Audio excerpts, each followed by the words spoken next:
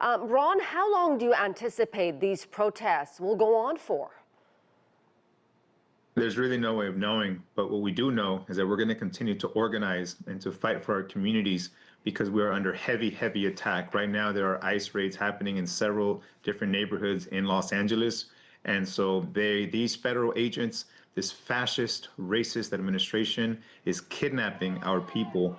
And so we have to do anything that we can to defend our families and our communities at this moment. Well, Trump says this is about law and order. He has called the protesters troublemakers and insurrectionists.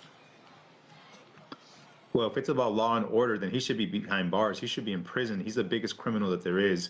And so we know that this fascist administration is imposing their laws upon us and saying that we should follow the law when they don't respect the law. They're violating human rights every day in our community. They are gassing children. They are handcuffing 9-year-old children. They are separating families. They're tearing babies away from their mothers. That is against the law. That is violent. That is a crime. And so for us, what we're doing is protesting. Now, are there some people that may be doing things that they shouldn't be doing? Yeah, that absolutely. But you know what? At the end of the day, this is about the protest. This is about the protest against the separation of families. This is about people being kidnapped by the U.S. government. And this is about us as Mexican people, as Central American people. We are indigenous to this continent.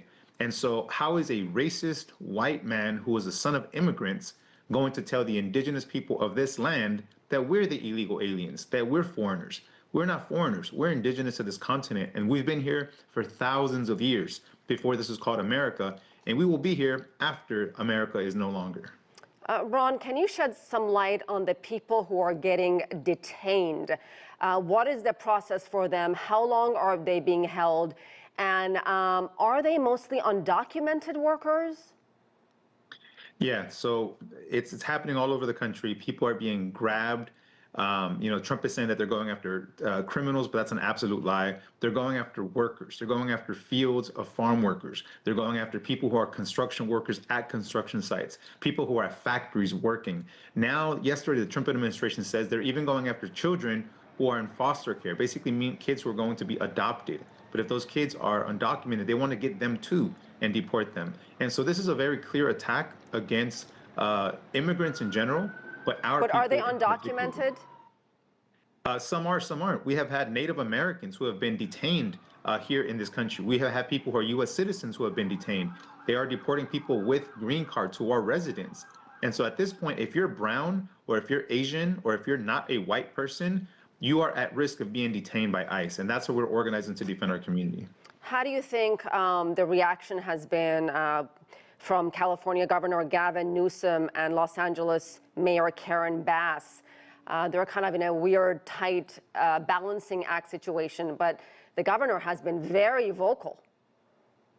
He's been very vocal, but he has not given an order to the National Guard to stand down. He is the one that's supposed to be giving orders to the National Guard, but we know that President Trump has basically made them part of the National Army now. But Governor Newsom can come out publicly and say that he orders the National Guard to stand down.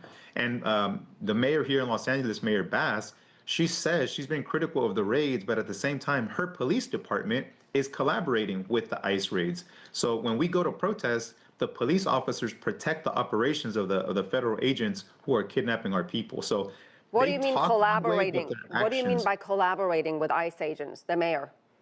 Yeah, so when we go to protest, police is there to basically not allow us to be close to the operation. When there's large protests, the police are there and they close the streets to protect the logistical part of the operation of the ICE agents. And when the ICE agents run out of ammunition, when they run out of rubber bullets and pepper spray gas and all of that, then it's the police and the sheriffs who are the ones who do the shooting against us. So there's direct collaboration. So it's a lie. When the mayor of Los Angeles says that the Los Angeles Police Department does not collaborate, that is an absolute lie. And we have video, a lot of video, that shows that that's evidence that they do collaborate. Well, that's some serious allegation there, Ron. I know you also admit that some of these protests have gotten out of hand, have gotten violent with property damage, clashes with police.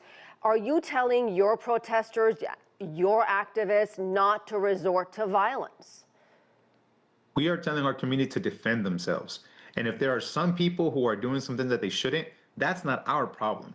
This was caused by the federal government and their attacks against our community. So if there's people out there who are not part of the protests that we organize, who take it up, on their own to do things that they shouldn't do, that's not our problem. That's not our concern. Our concern is the well-being of our community who is being kidnapped by ICE. And so if it wasn't for these ICE raids, you wouldn't have these large protests. If it wasn't for Trump and his racist rhetoric and attacks against our community, you wouldn't have these people out there on the streets doing what they're doing. So if they want to stop everything, if they want this to be peaceful again, we demand that they stop the ICE raids, they stop the deportations, and we want the National Guard and the U.S. Marines out of our community. All right, we certainly appreciate you talking to us and giving us your take on this. Ron Gochez, thank you. Thank you.